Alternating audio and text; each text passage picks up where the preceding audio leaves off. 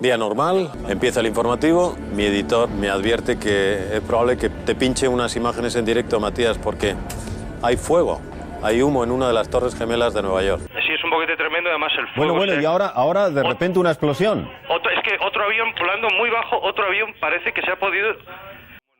La otra torre, Ricardo, la otra torre, ha impactado en la otra torre.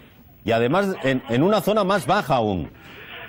Dios santo, es otro avión, parece, el que se ha estrellado en la otra torre. No nos enfrentaremos jamás a una situación como esa. No creo que haya habido una transmisión con esa carga, ¿no? de terror, por un lado, ¿no? De dramatismo.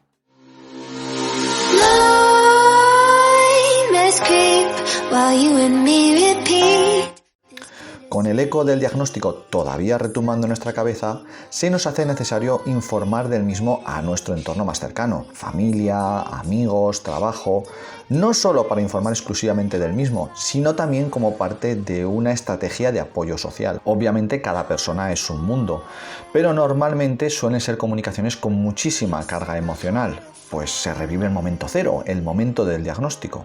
Al principio del vídeo, comunicadores muy importantes de nuestro país comentaban cómo sus directos se veían afectados por la carga emocional de lo que estaban viendo. Otra torre. Estupefacción generalizada, asombro extraordinario, incredulidad. En nuestro caso, a medida que la noticia se hizo viral en nuestro entorno, los contactos a través de llamadas o de WhatsApp aumentaron. Y aun cuando había llamadas muy positivas que te animaban y te levantaban, suponía también reabrir el momento cero del diagnóstico y por otro lado reconocer la inmensa incertidumbre que rodea esta situación. Y nos dimos cuenta que estas llamadas o estos WhatsApp nos suponían un coste físico y emocional muy potente. Y recordemos que teníamos un tesoro que mantener. Así que tomamos una decisión, nombramos un portavoz, alguien que protegiese nuestra resistencia emocional. ¿Significa esto que renunciamos a tener contacto con el exterior? No, y rotundamente no. Obviamente seguíamos necesitando el apoyo social porque nos permitía realizar ciertas descargas emocionales que nos daban un beneficio tremendo, pero controlábamos cuándo llevarlo a cabo. Yo ya sabía que nos esperaba un proceso largo, te asusta, y lo que no sabía era cómo se lo iba a decir a él.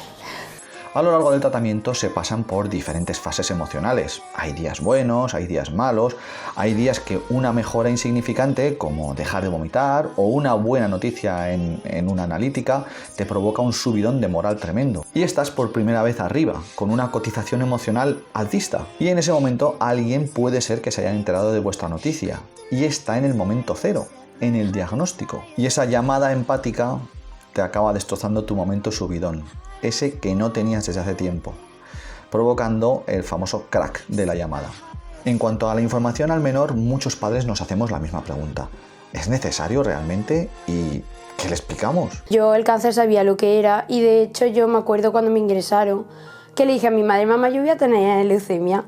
Y pues me dijo mi madre, pues probablemente, y no sé, me lo tomé como con mucha naturalidad, la verdad. Sentarse a hablar de esta enfermedad con un hijo es sumamente complicado, porque entendemos que esta información puede dañarles y tenemos el instinto de protegerles. Ante la pregunta de si es necesario, diría que depende de la edad del paciente y si ésta le hace preguntarse qué está pasando y a qué se debe estar tantos días en el hospital. Si nosotros entramos en un discurso un poco de, bueno, no pasa nada, es algo trivial, no te preocupes, aquí te van a curar, y no damos más explicación, al niño le va a costar mucho comprender qué está pasando. Y sobre el qué explicar, nosotros trabajamos sobre 4 premisas. Prohibido mentir, adaptar el lenguaje a su edad, cuidado con el lenguaje no verbal, evitando dar carga emocional, y fomentar la comunicación bidireccional. En los 2 primeros puntos, lo recomendable es identificar los síntomas que tu hijo reconoce e indicar que se está trabajando para curarlos. Eso sí, adaptándolo a un lenguaje que él pueda entender.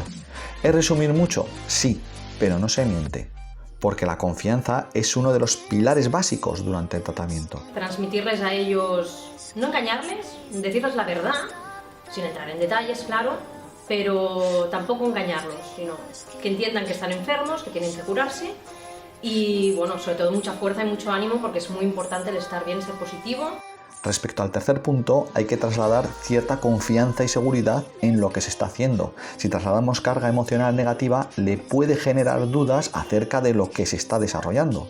Nuestro truco consistió en no decirle ninguno de nuestros temores, porque eran eso, nuestros, no necesariamente suyos. Lo pasa mal si lo pasas mal tú. Y yo sé que nuestro hijo estaba en constante vigilancia a nuestra cara.